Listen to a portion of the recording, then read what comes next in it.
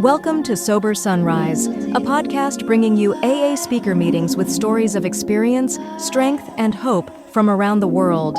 We bring you several new speakers weekly, so be sure to subscribe. We hope to always remain an ad-free podcast, so if you'd like to help us remain self-supporting, please visit our website at sober-sunrise.com.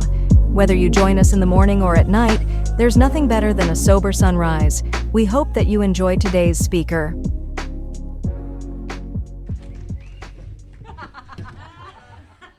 Hi everybody, I'm Hugh and I'm an alcoholic.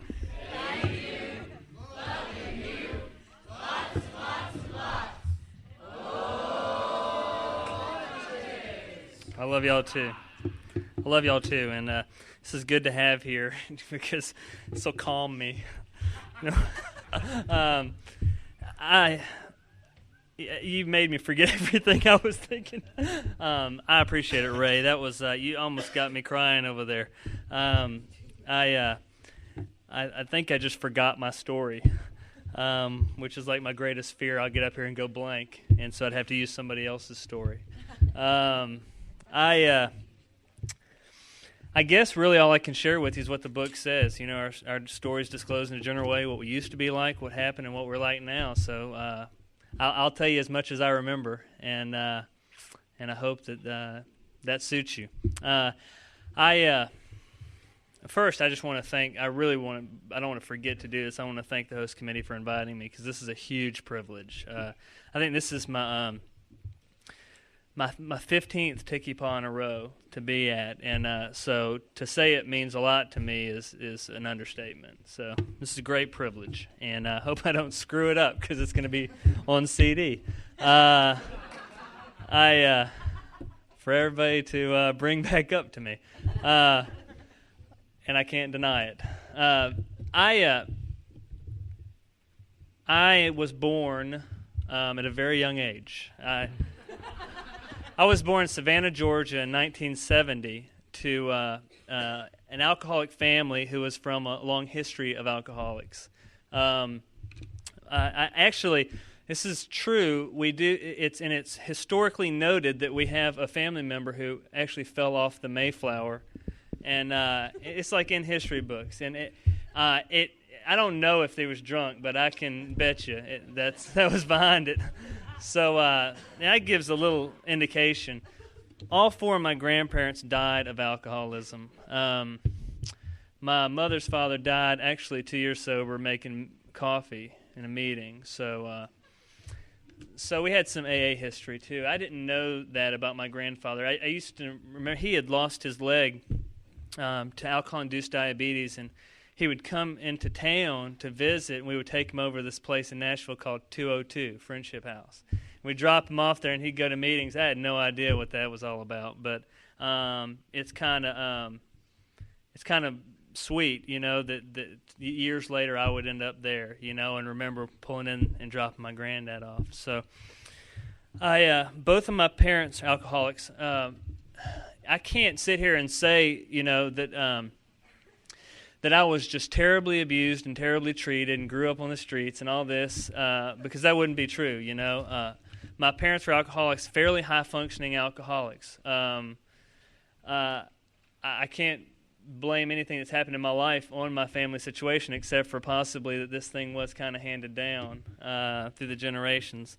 I moved here with my sister, who's 2 years older than me, when I was 5 years old, and I understand from my parents it was due to a geographical cure. My dad had gone to college in Nashville, which is where I live. Give it up for my peeps from Nashville. Okay. All right. And we moved to that was on CD, peeps. Yeah, give it up. Right. Exactly. Yeah, go back further for that. We moved to Nashville because my father had gone to college here. My dad had lost his business in Savannah, so, you know, better things, better places, you know, move along. It's anybody's fault but his. And, well, you know, that kind of thing, good alcoholic thinking, So we moved to Nashville, loaded up everything pretty much we owned in a car, and moved here. And I truly believe today that I was an alcoholic from the word go. Just I have no evidence to support that, except for the fact that looking back on it, my thinking and my behavior always was alcoholic. I was 5 years old. I moved here. I went to kindergarten. I went to parochial schools, Catholic grade school, and for a long time. And I did kindergarten twice there. I failed kindergarten. Anybody in here? I couldn't get the blocks right, I guess. My mom says that I was not mature enough to move on, and I don't know what that takes, but I didn't have it, and that should have been like an immediate warning sign. But immediately, moving here, and as far back as I can remember, there was the world out here, and then there was the world in here, And I heard somebody give it a fancy word one time, cognitive dissonance, and that is reality is here, and my reality is way diametrically opposed, okay? And so I had this world going on in my head, and it was where I would kind of go to feel okay. And the first time I ever heard in Alcoholics Anonymous the example of or the analogy of the alcoholic being having the hole in the soul fit me to a T. From the very time I can remember, the earliest time in my life I can remember, I always felt like that there was a hole in the middle of me with the wind blowing through. And there was always an abundance of fear, loneliness, feeling like alone in a crowd, like nobody understood what went on with me. And so the earliest I can remember, I tried to fill that hole with whatever I could just to feel better. And I had this dream world in my head that would try to make everything feel better, to try to calm that fear that always went on with me. And they told me today that's a God-sized hole. It's the only thing that fills that perfectly. And I didn't get that until I came to this program. I didn't get that puzzle piece, that fit perfectly until I got here. So I always ran around out there, as even a small child, trying to feel okay. I was a class clown, and I loved to play sports too, and wasn't great in school ever. I did enough to get by, and if that didn't work, I would try to use your work to help me get by. But those were things that I loved, and those were things I could escape into and try to use to feel okay, to fill that hole. As if I felt like I could get you to laugh or recognize me in some way, I was okay.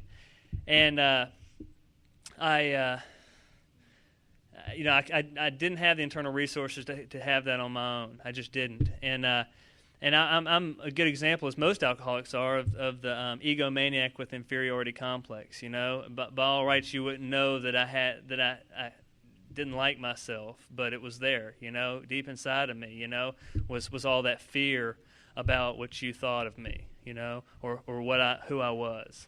And I also was pretty good in sports, and I enjoyed sports, and I found that some sports that I could excel at, and I felt like that not only did that make me feel better about myself, but I could connect with my Father that way. So it was very, very important to me, and I'll come back to why it was important to me later. But I don't actually remember the first time I ever touched alcohol. I've heard stories about me as a small child, kind of getting into the liquor cabinet and drinking. But I don't count that.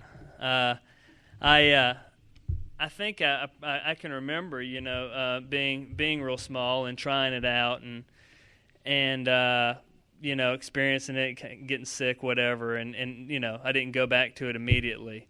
I do want to say that although I was from an alcoholic family, I never saw my family as alcoholic. I never knew what that meant.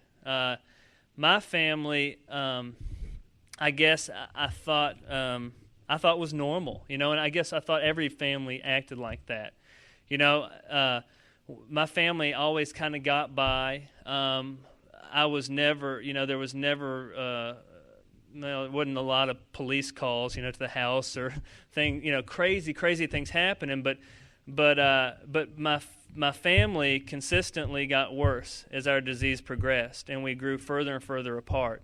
And we didn't exactly communicate on a healthy level. We fought a lot. And we blamed a lot. We did all the stuff a normal alcoholic family does. And but I thought we had a pretty normal Catholic family, I thought, and I guess some of the other families that I was around were very similar.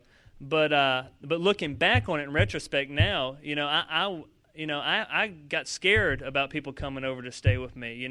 I can remember being embarrassed, and having to cover up, for my family and stuff like that. I can remember fights going on, arguments where I would put my pillow over my ears, so I could try to go to sleep, or I would go peek down the stairways to make sure everything was all right, But I blocked those things out, I guess, because I think I wanted everything to be normal, and that's back to that world that I created in my head. And it took a long time for me in sobriety to really truly find the true from the false, because a lot of the stuff that I over the years in my life had thought was true was stuff that I had made up just to feel okay. That took some willingness, some honesty, and some open-mindedness to get to that point, and some time for that to happen. I still, honestly, and as I get further in my story, I don't remember a lot of my story, a lot of my drinking, because I did black out a lot. So I have to give you kind of the shortened version, or whatever I can remember. I got in trouble a lot at school as a class clown, and I guess it was worth it. The payoff was worth the risk. That was how bad I felt about myself. It didn't matter what the end consequences were, as long as immediately I felt okay. And again, that's back to that immediate gratification. I would do anything right now just to feel okay in the moment. And I gonna kind of get through the drinking history and get on to recovery, because that's where I do like to spend most of my time. I guess I probably remember starting drinking when I was 7th or 8th grade, just periodically. I was maybe 12, 13 years old, sneak here and there. I know that my sister and I, who's here, she was 2 years older than me, and I can remember sneaking around and sneaking alcohol and refilling. You remember that sherry thing that they had in there? We'd refill it, and it would just get like lighter and lighter.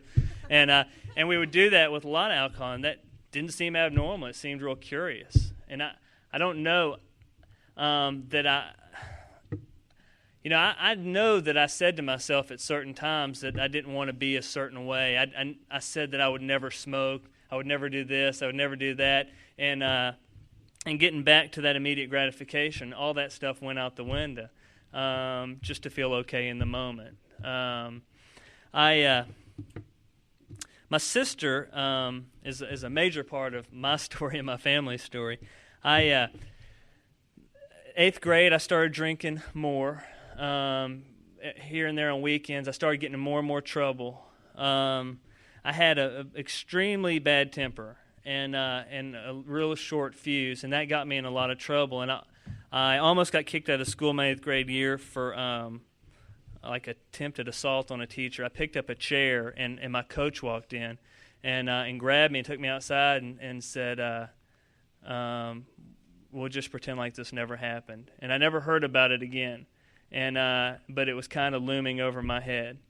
I had my first blackout that I can recall my 8th grade year. It was the last day of school. They called it field day. and you do all these activities like three-legged races, stuff like that. It's just I went to a Dominican. Dominican nuns were in the school that I went to, and we had to dress in uniforms and all that kind of stuff. And I remember we brought in this whiskey in a canteen, and we went back before like the field day started, and we started drinking in this room, and that's the last thing I remember.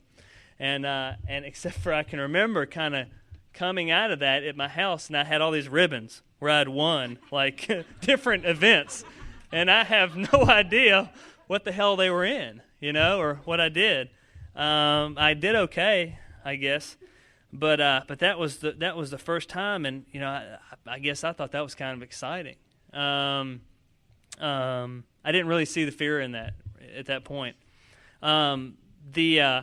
I try to get my timetable right, but the summer between my 8th grade year and my freshman year, my sister was the current crisis in the family. She, we had different. It's interesting because I work in a treatment field, and we have, the roles in the alcoholic family. You have the mascot, and that was, of course, me most of the time. You have the lost child, the scapegoat, the chief enabler, all that good stuff. Anybody that's been in treatment knows the deal.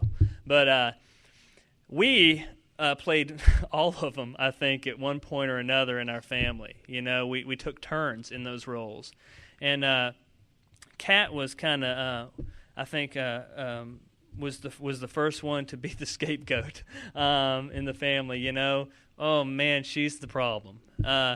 But my sister, I don't want to tell too much of her story, but my sister ended up taking off for a period of time, running away from home after she had gotten kicked out of her second high school, and nobody knew where she was, and everybody was looking for her. And my parents had done some investigation into alcoholism and drug addiction, and during that, they found that a treatment center in town had opened an adolescent unit that same year, and they had it all ready for her. And I remember my parents coming up to me, and it was one of those sit downs, okay, and it was during the time that you had run away from home, and they said, "We need to talk." And I thought, "Oh man, here we go." And they said, "We think your sister may have an alcohol and drug problem. What do you think?" And I went, "Yeah, she's absolutely horrible problem." And I was like, "Whew, dodge that one." And but that was true. I did think that. I thought, and that was where I was at. I thought that my sister was out of control, and I thought I was in control, and I thought everything was okay in my life. I was so far from thinking that I had any problem, and I was binge drinking here and there. Nothing major. I was still everything. All the pieces in my life were in place, and so to kind of cut the story short, my sister came home, went to treatment, and that led to the family program at her treatment center. And the one I work at now, actually. And actually, I worked down the hallway from the room I sat in the family program, and it was really strange for a while coming into work and looking down that hallway and thinking, man, did I feel rough. Yeah, because really I was there to support my sister, but it was a week out of school, okay? And we start talking about all this alcoholism and addiction, and it was just like broadsiding me. And then they started to discuss our problems, and that's where I didn't see their point. Okay, you lost me there. But what it did for me is it did plant a seed, and it gave me a better understanding of what alcoholism really is. And I had no clue up to that point. I'd never even really given it much of a thought. At that point, I could have told you my family was pretty screwed up, okay, if cornered. But I didn't know what alcoholism was. I guess if you would have asked me, I probably would have said an alcoholic is somebody old, very old, who drinks all day, every day, pushes everything they own around in a cart, and and lives on the streets, cardboard boxes. That would have been what I would have told you. And anything short of that wouldn't have been an alcoholic. Just like if you'd asked me about a drug addict, I would have said somebody in a back alley sticking a needle in his arm, whatever. I guess I had preconceived notions of what this was, and anything short of that didn't add up. And I was way wrong. In my estimation, I guess an adolescent couldn't be an alcoholic. Went through the family program, got enough information to kind of just sit there for a while. My sister ended up getting out of treatment, and Ray told some of that. She, I guess, was there 45 days or something like that. And she came home, and so did somebody else from treatment that was a friend of hers and lived with us. And it was kind of like we had a little halfway house going for a little while. We had people staying there in early sobriety. And I actually went to some meetings. I went to see her get her 30-day chip, and then some other times. And I actually struck up some relationships with some young people, and this was 1985. Some young people, and some of which are in this room, that would be lifelong friendships and are today very, very close friendships. And I really, truly like these people. And I actually stopped drinking and using for a period of time. I was so overwhelmed with the love and what I found in the rooms of Alcoholics Anonymous and the friendships that I wanted a part of that. I didn't think I was one of y'all, But I know now, looking back, I did want what you had. I 6 or so months after my sister got sober, my father got sober, and then about a month later, my mother got sober, and and the people kept coming to the house and staying sober and being real happy. Okay, and that's what I remember: playing lots of spades and being real happy. And I was not real happy. I was real unhappy. I was in and out of just being dry. Okay, and that's a lonely, miserable place. That is the hole in the soul without any medication, and it's not any fun. I would also, mind you, revisit that in sobriety. I'll get to there.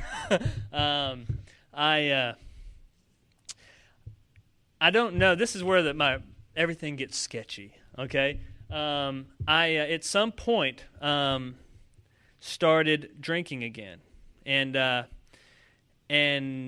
think I had been drinking periodically here and there. Kind of not when I was hanging with the program folks, and I remember every now and then things would happen, and all that stuff that I knew would run through my head and make me very, very uncomfortable. And I can remember even driving down the road one day and asking my dad, how do you know if you're an alcoholic? And I remember my dad saying, well, just try some controlled drinking. And I remember just sitting there, and I couldn't even come up with the image of me controlled drinking or what that was, what that even looked like. And so I asked him, and he told me, and another bell went off. But it wasn't enough.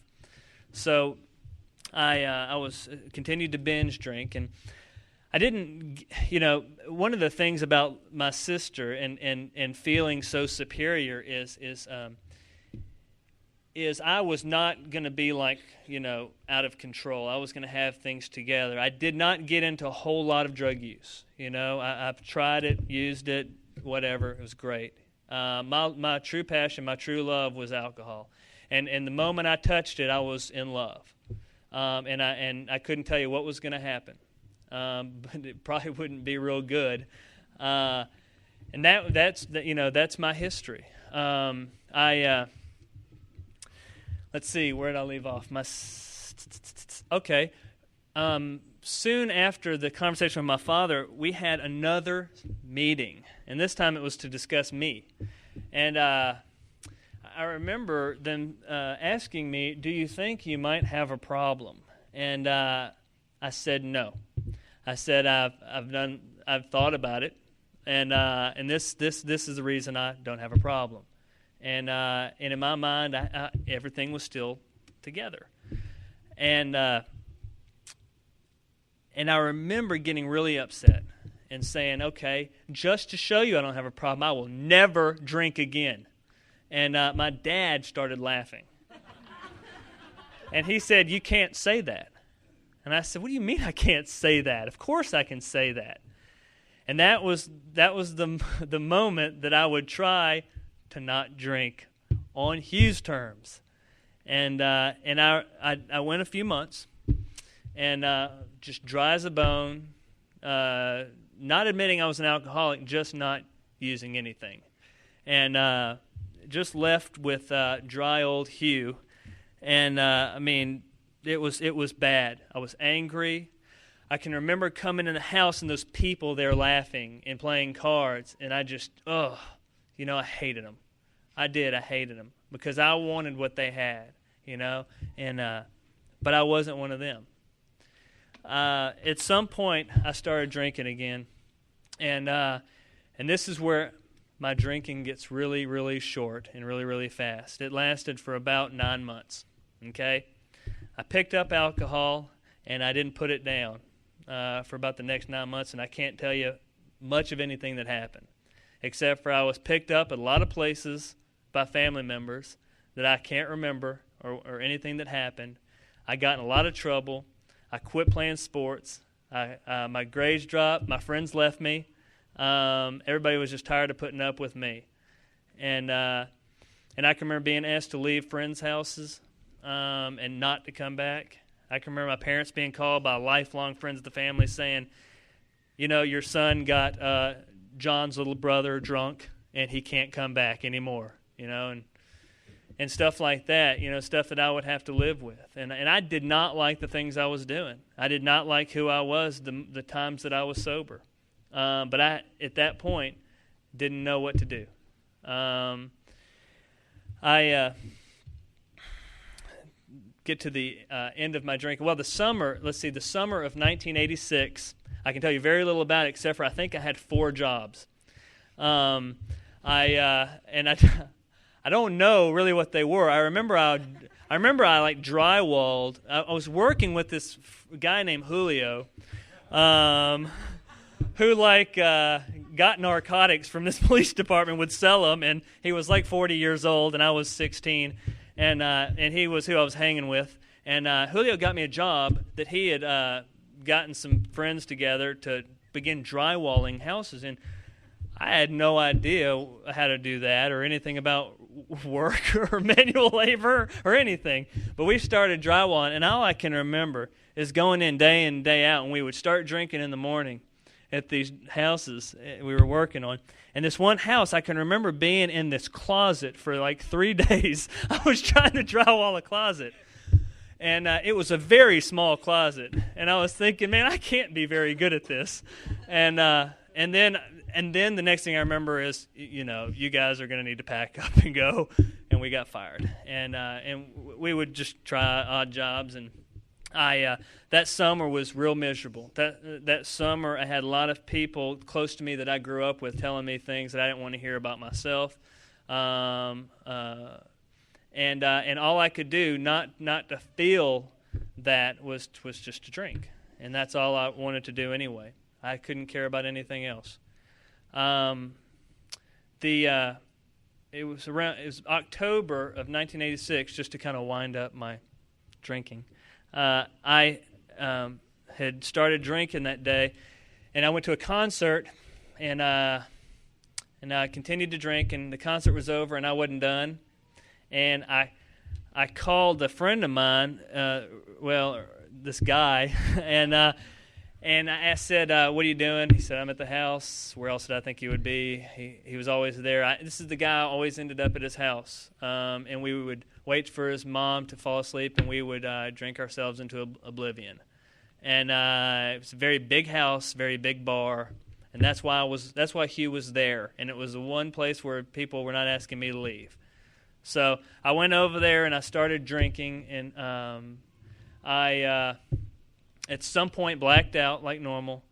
And the next thing I can remember was opening my eyes in my bed at my house and not knowing how I got there.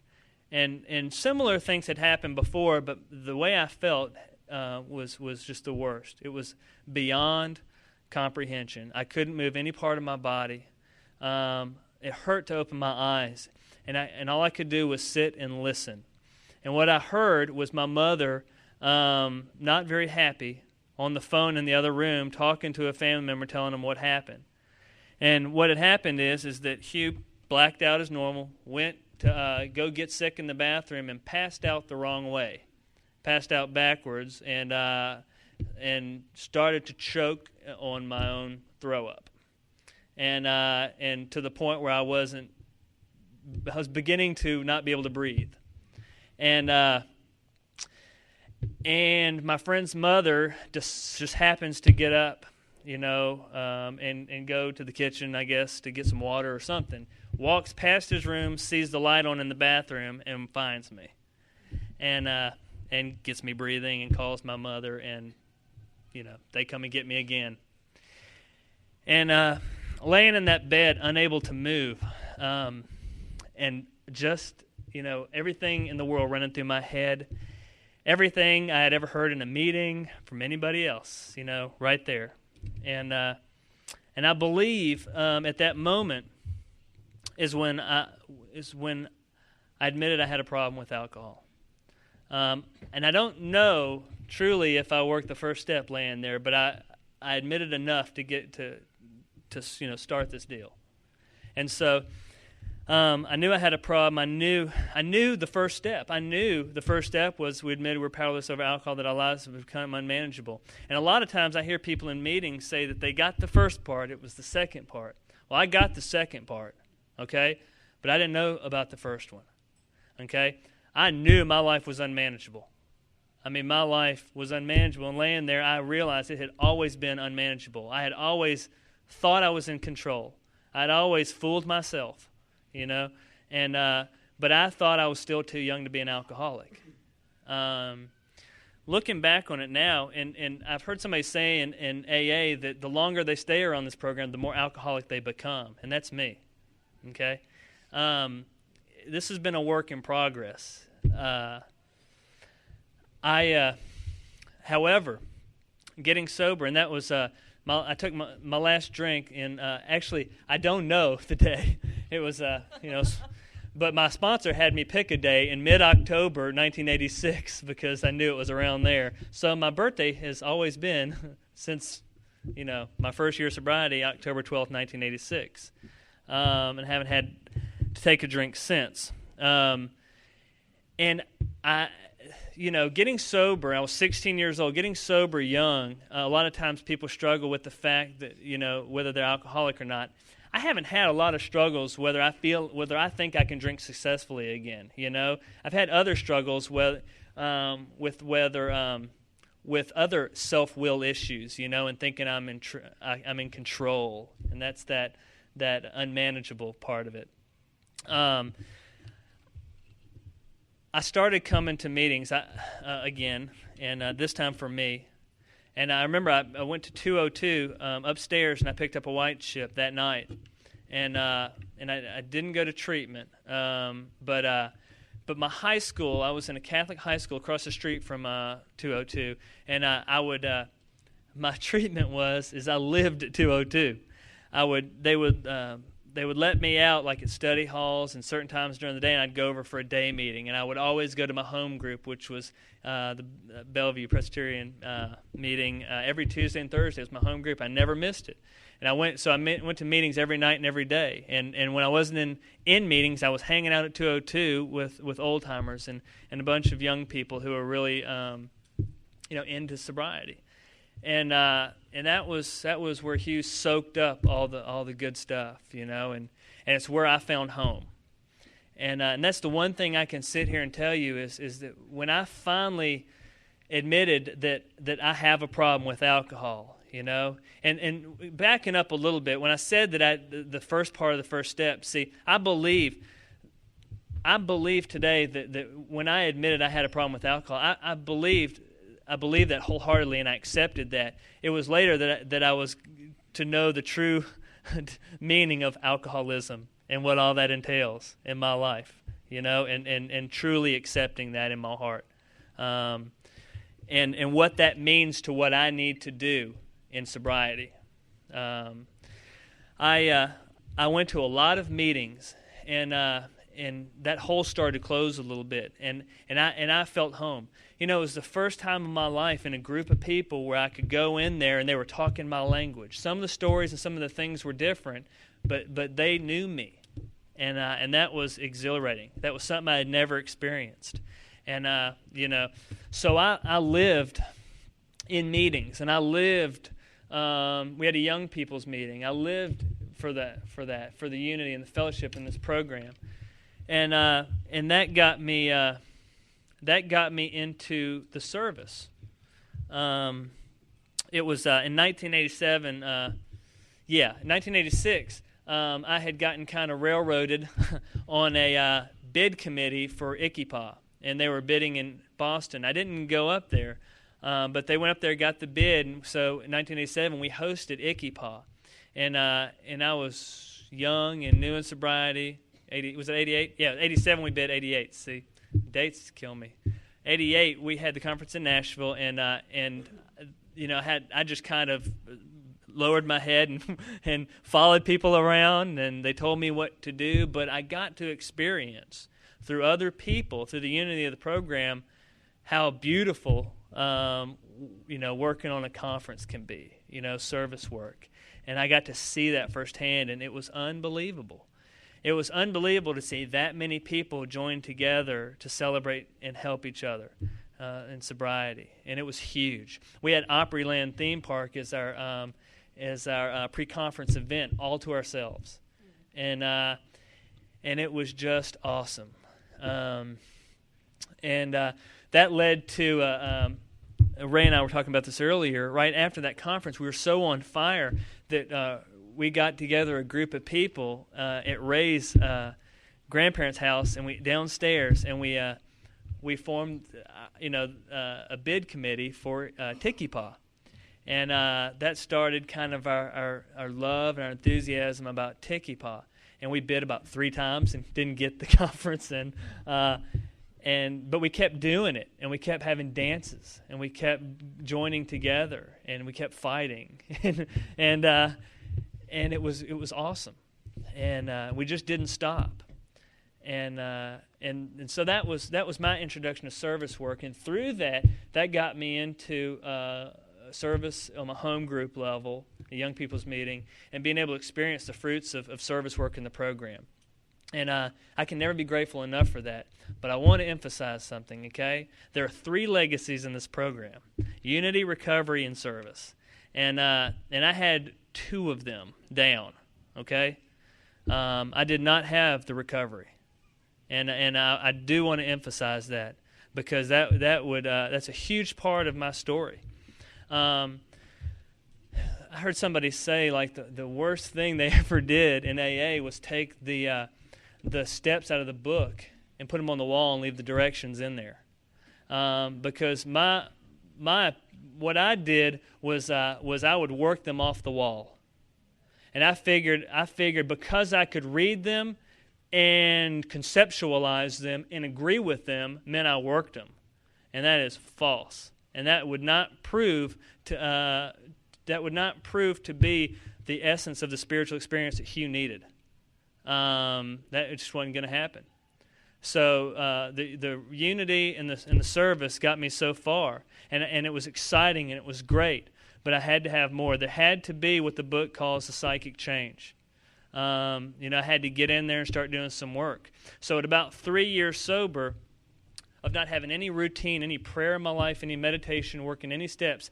And I do want to say one thing. I did at 6 months sober with Ray work a 4-step, and it was the saddest thing I think I've ever done. And it's not Ray's fault, but this was the point of willingness I was at, okay? I was having fun in sobriety. Why rock the boat, okay? Except for I was starting to experience in meetings questions my way about the stuff I was saying, and I wanted to be able to back it up by saying, yeah, I've worked it, because I was real good at running my mouth in meetings about the program, and but until I was called on it. And I can remember being about 90 days sober or something and running off for about 20 minutes in a meeting before somebody in my home group said, "You've said enough. You've really said enough. You don't have any more to give us that we need to hear." And that was like brutal. It was brutally honest in what Hugh needed, okay? It wasn't enough because I kept on. But I remember about 6 months, Ray and I were working together, and I said, man, I got to work this 4-step. And so I opened the book to where it had the list in the big book. And this is Hugh in his easier, softer way. Hugh work in his program instead of the program, okay? I look at the list, and I'm like, oh, I can do this, And I had been in the book before. It wasn't my first time to see it, okay? But I had not studied it. And I do want to say that it is not a novel that you read through and go, good read, okay? It's a text. I have a guy in my home group that says the first thing he ever did when he got a big book was look in the back to see how it ended, And I did not study it. I did not understand what it meant in my life. And so I sat down and I did, that list. And I went back and I had my moment. Okay, I got alone, got quiet for 45 minutes, 30, 45 minutes. And I wrote down all my family members, closest friends, why I was pissed off at them, what they had done, and what it affected. Okay, brought it back, said, done, ready, read it to him. I said, whew, I feel better. And I didn't even read, after that. And the neat thing is, a couple of sentences later, after it shows that list, it says to conclude that others were wrong is as far as most of us ever got. Okay, damn if I just would have read the directions, if I would have read on. But I was as willing as I was right then. So at about 2.5, 3 years into my sobriety, I just really got tired of life, I just thought, this is all there is to it, I'm signing out. And I, too chicken to do anything about it, but I didn't want to live. And I can remember at the end of my drinking, I was at that place, I can remember every night I went to bed, I would have this prayer, God, don't let me wake up, just, do it the easier, softer way, just let me go off in my sleep. And I was there again, in sobriety. I was miserable, the newness of the program had worn off, I'd been to all the damn dances, I'd played in a million spades games, I had, it just all was old, and so I decided, well, you know what, I didn't decide anything, it just got real hot on my ass again, that flame. It was real close, and I needed to do something. I needed to do something one way or another. And I can remember this guy in the program that I really respected and kind of feared a little bit because he's pretty rough. But I remember asking him out to dinner, and we were eating, and I asked him to be my sponsor, and I said, and this is the level of humility I had to reach, and I just said, look, I've been sober 3 years, and I haven't worked any steps, I've accepted some things in my life, but I haven't done any of the work, and I'm miserable, and this is what's going on. He said, well, are you willing to do the work? And I said, yeah, I'm willing to do something. And so we got together and started from step one and started working through the steps. And my hand in his hand leading me all along the way through the book and pointing out. And that's how it needs to be done. That's how this deal started, was another person guiding another person through this deal and helping them to understand it. And if you're trying to do this by yourself, you're making a fatal mistake.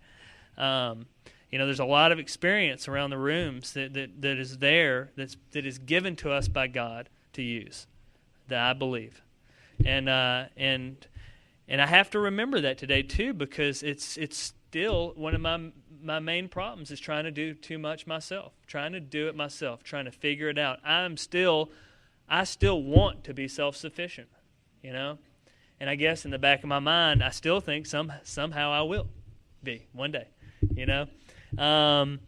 And every now and then, you know, God knocks me down a peg, you know? I get to those points in my sobriety where I start to feel like I've arrived, and I start to want to stay still, and it's impossible to do in this program without going backwards.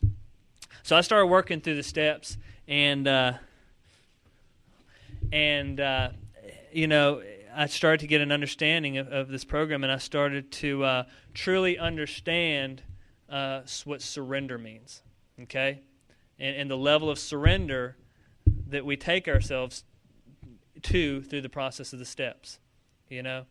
And I started to realize that, you know, the whole purpose of these steps, you know? And it says it in the book, you know? It says, where it's talking about insanity, it says, you know, the whole purpose of this book is to help you find that power that you need in your life. You know, I'm missing the quote, sorry.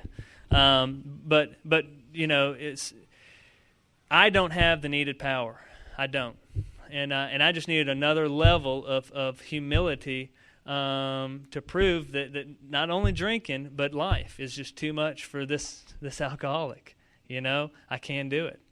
You know, I wanted to get sober, and everybody just acknowledge that and be real happy about it and change to suit me. And it talks about that, you know, in the 11th step. You know, it talks about in the big book. It says, you know, we wanted the world to change to suit our needs, when really we were the ones that had to change to suit the world, you know, around us. And I never wanted to do that. I just didn't. I fought it. And there's actually a story of a friend of mine in this room that I always have to tell because it's fairly stupid, but it means a lot to me. This is a God thing, you know. We hit these points in our sobriety where we're just running on ourselves, and we're just dry, and God's there. And see, I believe today, every day I wake up, I have the opportunity to have a spiritual experience. I believe that beyond a shadow of a doubt. I believe it's there. I believe the problem is where I'm at, what I'm looking for. Well, at this point in my sobriety, I was not doing well, and I was kind of running the show again. And Ernie and I were going to a movie one night, and we were running a little bit behind, and we got to the movie theater, and instead of just rushing into the movie, I decided to go to the concession stand and get something to drink and some nachos. And so I go to the concession stand, and I got it, and the woman gave me back my nachos, and then there was like all these chips and just this little bit of cheese, you know, and I just got irritated, and it was just, you know, I was already not having a good day. I was late for the movie. You know, it's just one more damn thing to deal with, you know. And I said, "Ma'am, excuse me." I said, "Could you please, you know, give me some more cheese? You know, at least equal proportion of chips to cheese, please. Is all I'm needing here." And so the woman just yanks them, grabs them back. I'm watching her. She walks over to the cheese, and she just starts just dousing cheese on the chips, and it's just like overflowing. And she pushes it back, and I can't even grab this thing. It's just covered with cheese. And I'm like, "You bitch," okay? And I'm like, "This is over for you." And so I say some words to her, and I'm like, and Ernie's like, "Come on, man, let's go." And I was like, "You go to the movie. You know, I'm not. Forget the movie." And so I'm like looking around, you know, for the door that says private. You know, I'm like, there's a manager working here somewhere. So I'm just banging on this door, looking like a complete jerk. All right. And this guy comes out and he says, "Yes."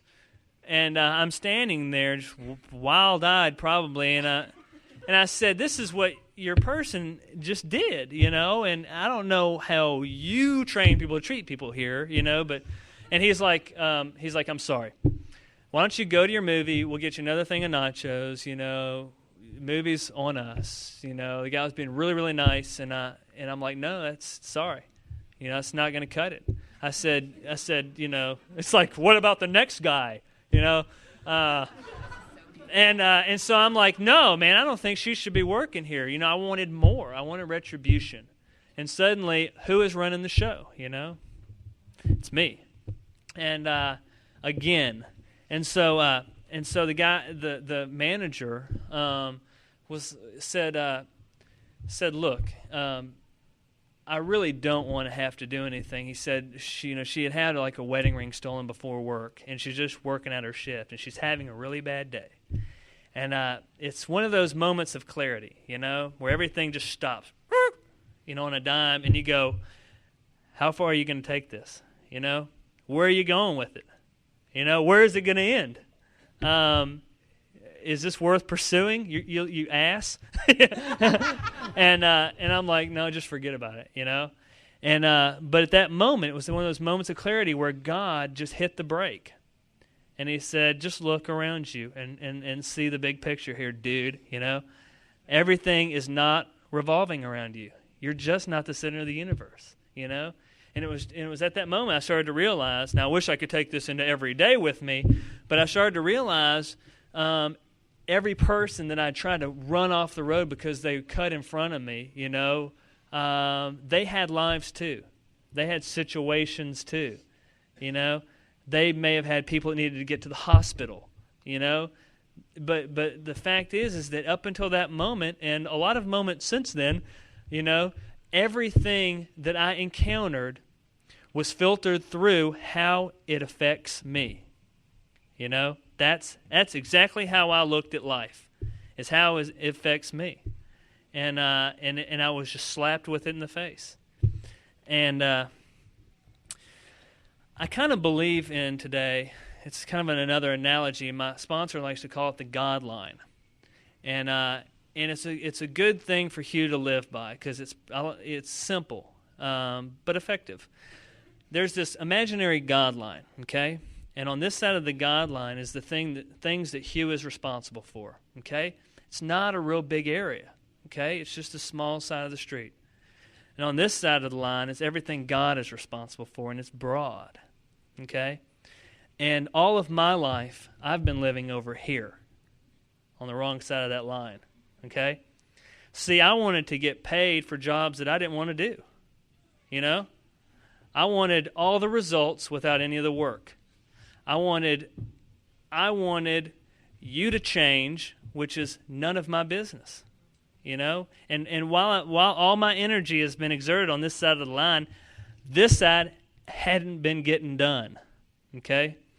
And that's created a hell of a mess, even in sobriety. I was living on the wrong side of the line, and every now and then, my sponsor, or I'll have to go, which side of the line am I on here, because I can easily jump over here and the results in your business. And when really it's so simple, because this side of the line pretty much adds up to the next right action, okay? That's really pretty much what this side of the line adds up to. And that's pretty simple. I heard a guy speak at Ikipa, in Nashville, Lou M., and he had like a lot of sobriety. He's like the oldest sober person I had ever heard of. And this guy came in to Ikipa, and he had a young, sober, and free hat on. And he was in his 70s, and this is back in 88. And I can remember, and I remember thinking, man, that's kind of strange. But the more I thought about it, the more it made sense to me. And he said, sometimes the most important things he does during the day is to pick up coat hangers, and to him that means so much. And I thought, that's pretty stupid, but to him, coat hangers was the perfect analogy for the next right thing, because inevitably he was in his closet getting something out, and a coat hanger would drop, and he would leave it, and he'd go to the next thing, when really the next right thing was to pick up the coat hanger. And he said, before long, the whole bottom of my closet is full of coat hangers. He said, which is exactly what happens in my life. is that I'm always looking for the next thing to make me feel okay and forgetting about what's right in front of me, what God has in store for me right now. See, the simple things is really God's will for me today may just be to get my ass up on time, get into work, wash the dishes when they're sitting there. Real simple stuff, okay, that I forget about because I'm thinking about me and what's down the line that's going to make Hugh feel okay and fill that hole.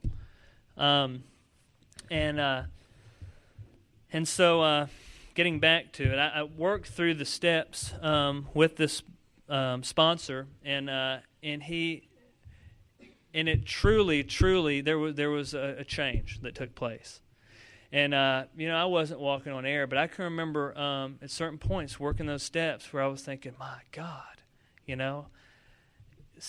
I'm getting it, and it was only in retrospect that we ever see this stuff, and sometimes I cringe when we hear the promises because I'm like, oh my God, you work for the promises, and the promises are byproducts of right living, of a process that has been proven year after year after year after year to work, okay, and we do it because we see it in others, and we try it because we hurt. And we're willing to do whatever it takes, okay? And through willingness, we start getting the gifts at the exact increments and times that we're supposed to get them. Not before or not any more than what we're supposed to get. And I have big problems with that, okay? Because I want what I want when I want it. And I want a lot of it. And that's just me. And, God's just got a different timetable for me. And, I'm glad it hasn't happened in any other way. I know some people say that, and I've heard before, and I totally believe in this, is if I would have come into the program and written down what I wanted out of this deal, I would have totally shortchanged myself. I would have shot for all the wrong things, and come up way short, and I would have been miserable. Because I have no idea what makes Hugh happy in the long run, because I'm not given the full game plan, I'm just not up there in the huddle, with what's really going on. It's just, all I need to do is the next right thing and trust and start to try to develop each day a better dependence upon the God of my understanding. And I just have to work toward that. I have no idea when I'm supposed to end because I don't know when we started. And when I get ready? Okay. Thank you. We'll be here a while, folks. Yeah. No, I'm getting ready. And so I worked through the steps, and I have several times since. And I have a new sponsor today than I had then. I hit that point again later in my sobriety. And I hit those certain points where, like I was telling you earlier, I start to feel real good, and things are flowing along real good, and I get complacent. And it happened to me probably at about 10 years.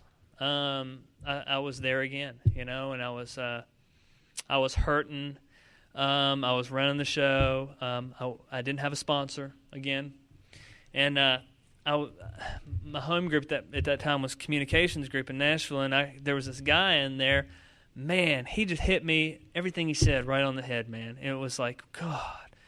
And the thing I really liked about this guy is that he practiced this deal every day, no matter if it rained, sun was shining, got up late, didn't matter. He had a routine that was in his life, and I no longer did. I had worked the steps, I'd arrived, and thank God, y'all, I had not arrived at those points in my sobriety because I would have missed out on the gifts that I have today. God, when I just think, that I've gotten everything out of this deal, God just goes, no, you're not even close to being there, I'm going to start crying, I'm going to get to that point in a second, the stuff God's given me, but there was this guy, and the only problem with him is he had less sobriety than me, which isn't going to happen. This guy's not going to be my sponsor, Oh, man, he's going to listen to this CD, too. But I really respected him, and no, I did. I mean, this guy worked the program, but he had a couple years less than I did, and there again, is the whole nature of the beast, It was just ego, kept me from doing what I needed to do. So I needed to hurt a little bit longer.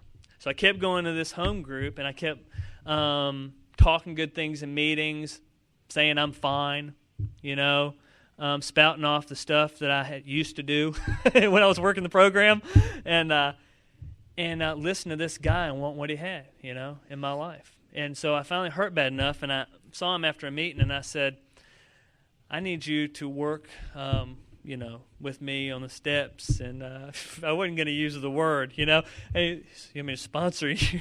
yeah, if you don't mind, and I'm thinking we can sponsor one another, and, still ego in there. But thank God I took that step. Because that was another level of humility I needed to get to. I needed to again say, I'm not doing it, I'm not doing the deal. I am still running everything through me and to nobody else. I have no accountability, and I'm not asking for help anymore. I'm back to the problem, and so I needed to go through that again. So it's been about 6 or 7 years ago. I hope that's right, Dan. And thank God I went through that, because what I found working with him is really the beauty and the essence of this fellowship. It's what this program is all about. This program isn't to be worked and then pat ourselves on the back, okay, and just kind of go off and do our deal. This program is to be lived and to become a part of our lives. And so he helped me to do that. We worked through the steps again, and he started me doing the deal on a daily basis. And, I can say that I haven't started or ended my day since then without hitting my knees, without praying. And I had to go through all that to get to that point. And see, the problem with me in the past is I would do that for a period of time, and then I would stop, okay? And I guess things weren't happening fast enough, or I got busy again, or my life changed. But I started to think about it, and what I was doing is I was not giving God a chance, a true chance. I was giving God a period of time, and I was not practicing it as a way of life and allowing God to do with me on His timetable what needs to be done with me. And so I needed to get it away from whether remembering or not. And that's, I think, what this deal has to become for us. It has to become second nature. It has to become habitual, just like all the other crap I used to do was.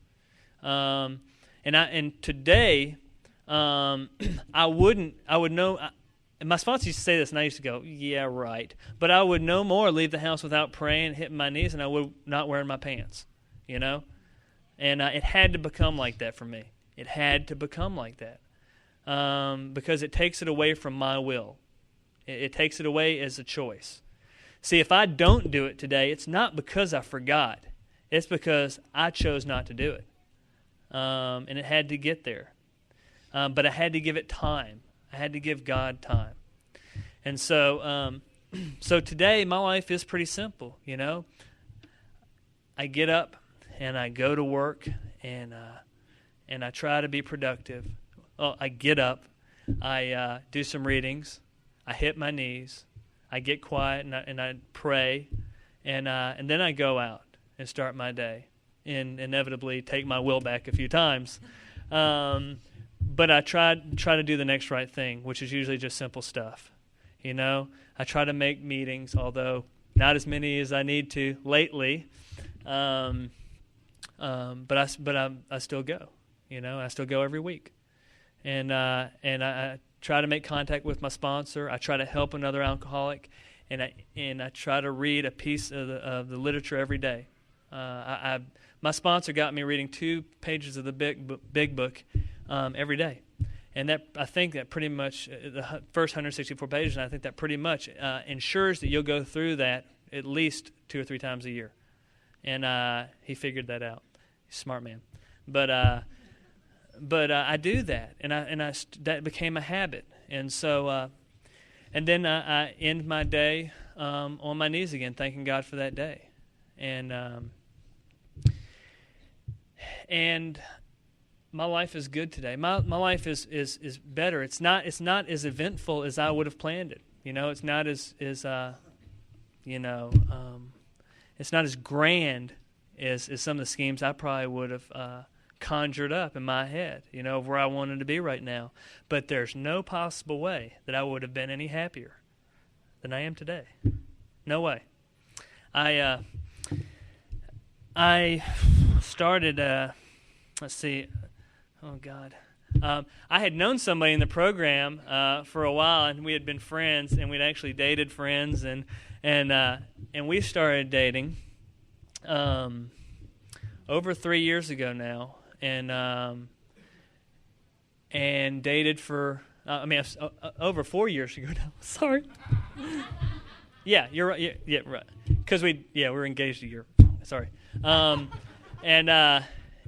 we started dating officially. Actually, our first date was 4 years ago at Tiki-Pa. But it was in February then. And that was like our first. Well, it was our first semi-date, and then we went on a real date when we got home from Tiki-Pa. But we started dating, and this is somebody that I had known in the program and had a real good friendship with, and we both kind of went our ways, and she went off to college, and we dated various people, and time went on, and God had a plan for us, and. So about 4 years ago, she came back from college. Over 4 years ago now, she came back from college, and I had the good sense to ask her out, and we decided to go on our first date at Tiki-Pa at the banquet 4 years ago, and then we started dating after Tiki-Pa, and it was the smartest move I've ever made. It was like all the things I had planned for myself. God just said, "No, wait, there's something better," And let's see. I asked her to marry me a year later. It was the millennium 2000 on the beach in Destin, and this is pretty good, guys. Give me some props, okay? But I had it planned out, and it was like killing me, like waiting for this moment. But like stroke of midnight, fireworks went off over the ocean. I hit my knee and asked her to marry me. And thanks.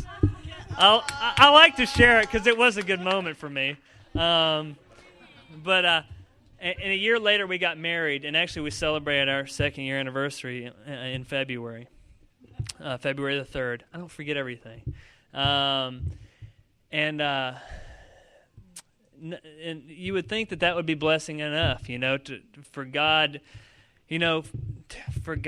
to get you sober, and then to go through all the pains, and make you start to love yourself again and to feel good and enjoy life. And then he says, no, here's a soulmate, a person, that complements you perfectly. And you'd think that would be enough, but 6 months ago we had our child, who's back there. And who's here, and who's there. Thank you. I was like, that's not my baby, that's her cousin. There she is. And it was just God saying again how much He loves me, And that's really what this deal's all about. Is I'm telling you, if you don't find God in this deal, you're doing shit way wrong.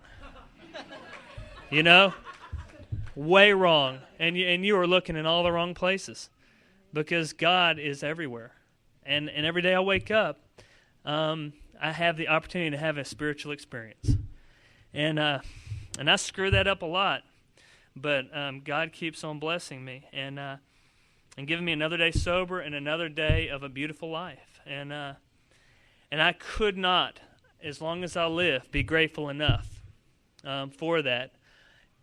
And none of my actions could ever exemplify the gratitude that I have. I heard somebody sometimes say, I used to hate gratitude meetings. I used to go. We had a meeting in Nashville called the Gratitude Meeting, And I don't know if anybody remembers that, but every week it was the same people, and they would think of like that week, the thing to be grateful for, I got an A in class, It was like, and I was like, God, this is old, And so I hated gratitude meetings for a long time because it just seemed redundant to me. But I was in a meeting, and there was an old-timer in Florida, and his whole talk he gave was on gratitude. And he was the first person to really have to make me understand of gratitude as an action, and that we live gratitude. And he talked about it as like getting a toolbox for Christmas, which I believe I've been given as a set of tools. Getting a toolbox for Christmas and going, man, thanks, these are the best damn tools I've ever seen. I can do a whole lot with these, And then you go and put them in the storage room and never look at them again, And the fact is if I'm grateful for that, I'm using that to good purpose. If I'm grateful for those tools. And if I'm grateful for the tools I have today and that I've been freely given through a loving God, then I need to be using those. And I need to be practicing this deal one day at a time. And I'm really grateful to have been given this opportunity. And it's a great honor, and I appreciate y'all sitting there and being attentive to me. Thank you. I love y'all. Thank you for listening to Sober Sunrise. If you enjoyed today's episode, please give it a thumbs up as it will help share the message. Until next time, have a great day.